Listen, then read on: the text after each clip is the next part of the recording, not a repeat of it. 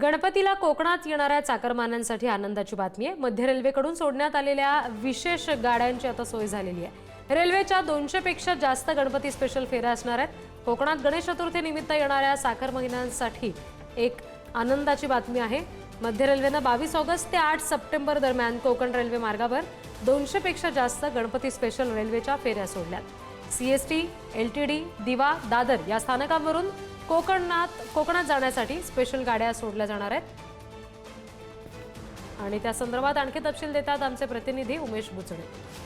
मुंबईवरून येणाऱ्या चाकरमान्यांसाठी आनंदाची बातमी आहे, कारण मुंबईवरून कोकणामध्ये गणेश चतुर्थीनिमित्त मोठ्या प्रमाणात चाकरमानी येतात आणि याचसाठीच कोकण रेल्वे मार्गावर मध्य रेल्वे आणि पश्चिम रेल्वेच्या माध्यमातून विशेष गाड्यांचं नियोजन केलं आहे।